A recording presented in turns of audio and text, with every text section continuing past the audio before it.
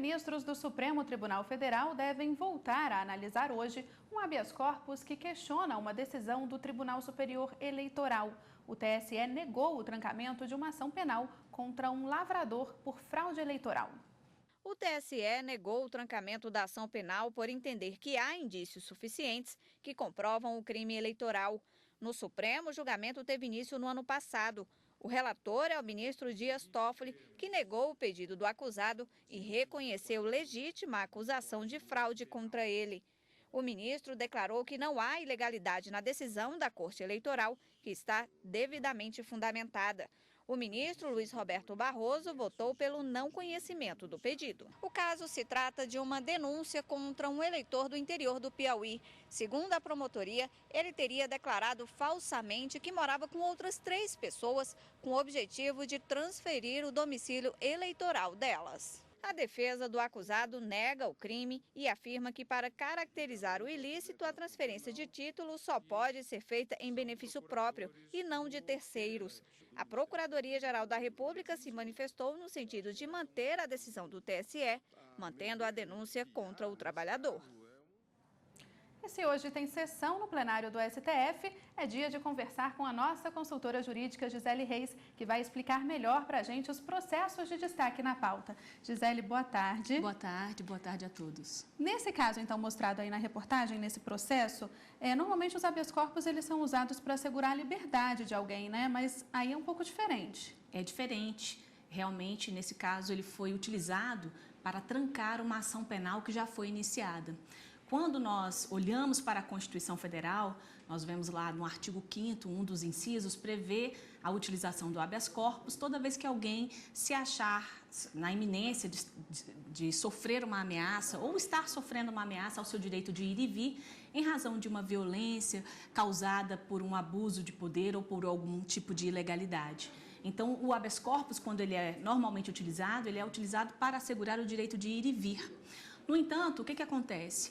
Quando nós estamos nas instâncias inferiores, quando se inicia uma ação penal, não existe um recurso específico para atacar o recebimento de uma ação penal.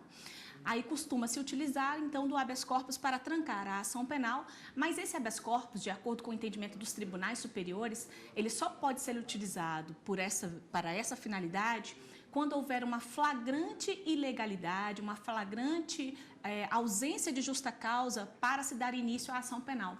Quando é que isso acontece? Acontece quando se está diante, sem ter que se debruçar em maiores elementos probatórios, mas já se constata facilmente ali daquelas provas até então produzidas, já se constata a ausência de materialidade, ou seja, prova de que aquele crime não aconteceu, ou de que aquela pessoa cuja ação penal foi instaurada efetivamente não é o autor daquele ilícito penal, e aí estaríamos diante de uma ausência de autoria, ou até mesmo de uma causa distintiva da punibilidade. Então, o Supremo Tribunal Federal só admite o habeas corpus para trancar a ação penal em casos estritamente excepcionais.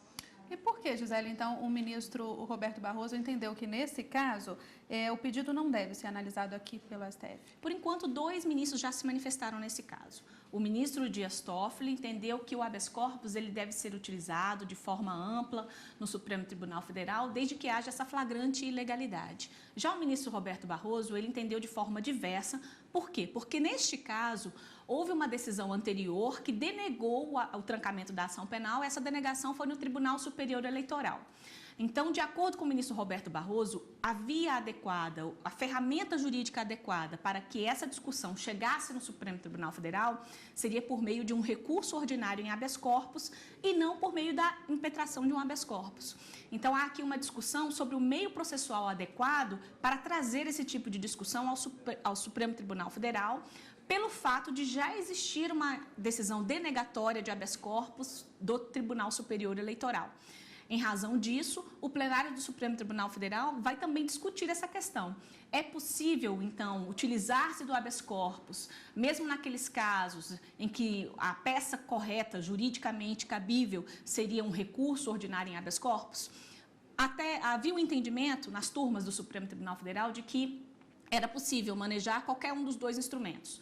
Aí, desde o final do ano de 2012, houve um entendimento diverso da primeira turma e passou a não admitir mais o que se chama de habeas corpus substitutivo do recurso ordinário em habeas corpus. Então, certamente, os ministros também vão debater sobre esse assunto. O julgamento volta com a apresentação do voto vista do ministro Teori Zavascki. Vamos falar agora um pouquinho dos outros processos que também estão na pauta de hoje. Alguns processos ontem, que estavam previstos para serem julgados ontem, foram transferidos para a pauta de hoje. A maioria também da área eleitoral, né? Exatamente. O que acontece? Normalmente, quinta-feira é uma pauta dedicada aos processos de matéria criminal. No entanto, ontem, em razão do julgamento que ocorreu, que foi a questão da suspensão da norma da resolução do TSE, todos aqueles processos que estavam previstos para serem julgados foram automaticamente remanejados para a pauta de hoje. Então, a pauta de hoje, ela conta ao todo com 14 processos. Desses 14 processos, 8 referem-se à pauta de ontem. Desses processos da pauta de ontem, o ponto em comum é exatamente o que você mencionou. São todos eles a maioria, né? Tem um que não é, mas a maioria trata de matéria eleitoral. Todos envolvem a discussão da legislação eleitoral.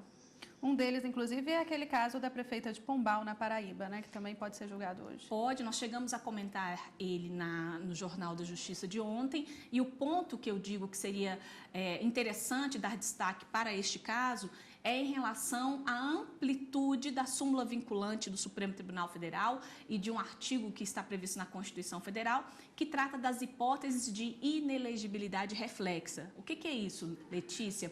E a gente precisa explicar para quem está nos acompanhando. A inelegibilidade reflexa é aquela que está prevista na Constituição Federal e que alcança não aquele que é detentor do cargo, do mandato eletivo, do cargo eleitoral, mas outras pessoas, como parentes e cônjuge.